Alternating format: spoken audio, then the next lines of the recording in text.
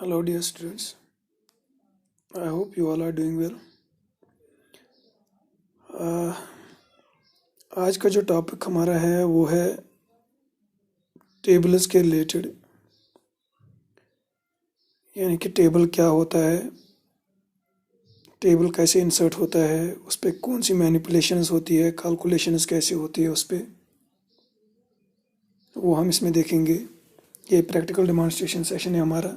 ये हमने ऑलरेडी पढ़ा है, टेबल क्या होता है, इसका फ़ायदा क्या है, टेबल क्यों इंसर्ट करते हैं, और अगर हमें रो कॉलम इंसर्ट करने होंगे या टेबल इंसर्ट करना होगा वो कैसे करते हैं, वो हमें इस सेशन में देखना है। ये लेवल 3 स्टूडेंट्स के लिए है, यानी कि 11th क्लास के लिए है, आईटी स्टूडेंट्स के लिए, आईटी एंड आईटी स्टूडेंट्स के लिए टेबल मैनिपुलेशंस।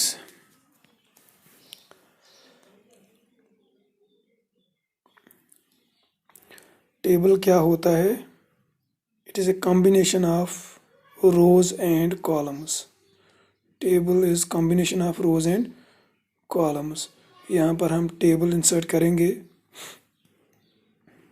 आपको ये ध्यान रखना है कि टेबल कहाँ से इंसर्ट होता है, कौन सी कमांड उसके लिए है। 2-3 तरीके हैं टेबल इंसर्ट करने के,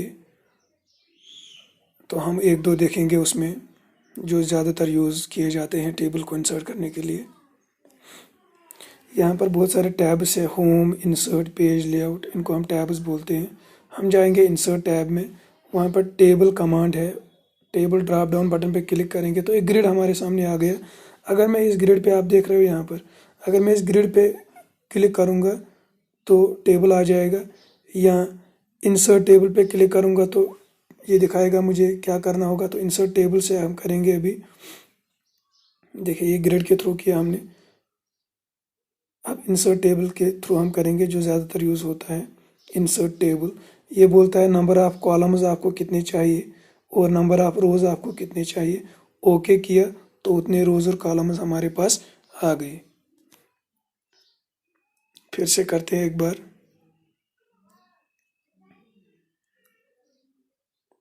इंसर्ट टेबल, इंसर्ट टेबल, यहाँ पे नंबर ऑफ़ कॉलम्स, यहाँ पे नंबर ऑफ़ रोज़, ये हमारे पास टेबल आ गया जो ऐसे है। सीरियल नंबर, नेम, ये क्या है, ये कॉलम्स है। कितने कॉलम्स है? 1 2 3 4, 4 कॉलम है इस टेबल में। तो जैसे मैंने भी बताया, table is the combination of columns and rows, या रोज एंड कॉलम्स। तो कॉलम हम बोलते हैं खड़ा जो है, सीरियल नंबर, नेम, इंग्लिश में मार्क्स, मैथ्स में मार्क्स। अब ये जो यहाँ पर है सीरियल नंबर 1, ये है रो 1, रो 1।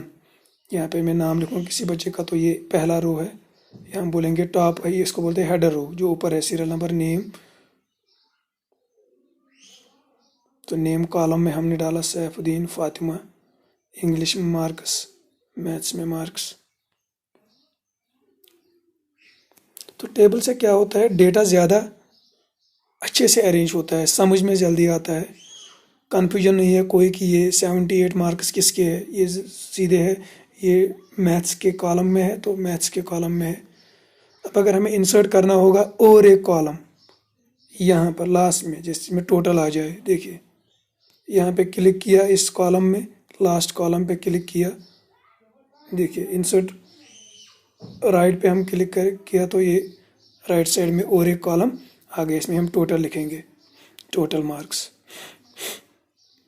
उसके बाद कभी कभी ज़रूरत पड़ता है रो, कहीं पे आप भूल गए डालना, तो एक रो अगर आपको इंसर्ट करना होगा तो जिस रो के नीचे आप डालना चाहते हो तो उस रो को क्लिक करोगे, उसको सिलेक्ट करोगे, फिर इंसर्ट बिलो पे क्लिक किया तो यहाँ पर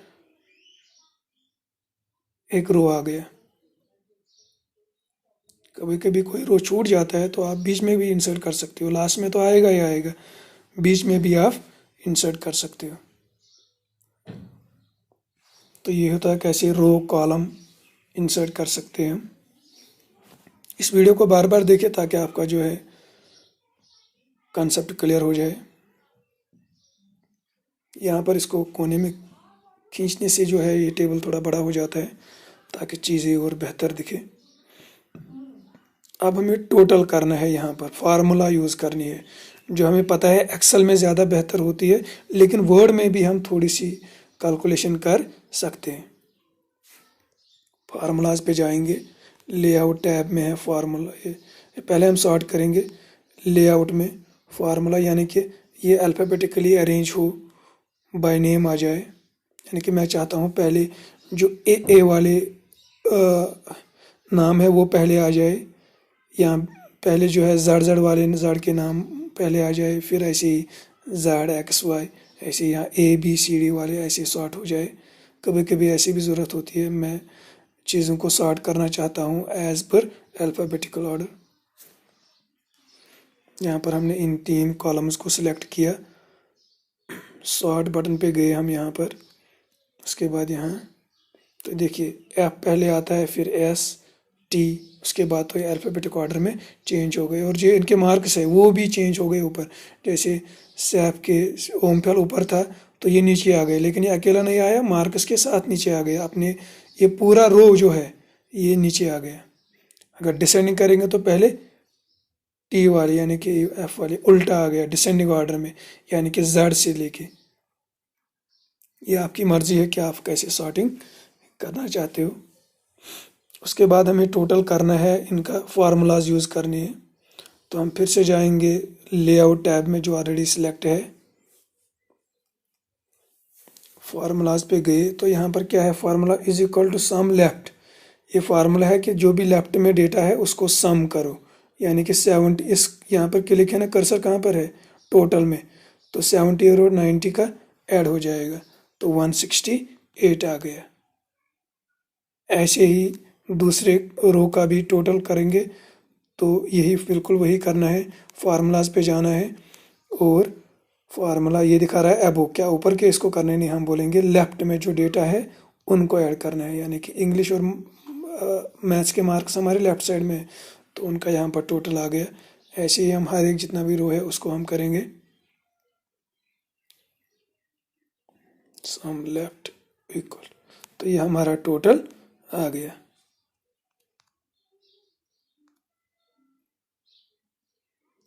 तो हमने देखा कैसे रो इंसर्ट करते हैं, कॉलम कैसे इंसर्ट करते हैं, सॉर्ट कैसे करते हैं, फार्मूलाज कैसे अप्लाई करते हैं।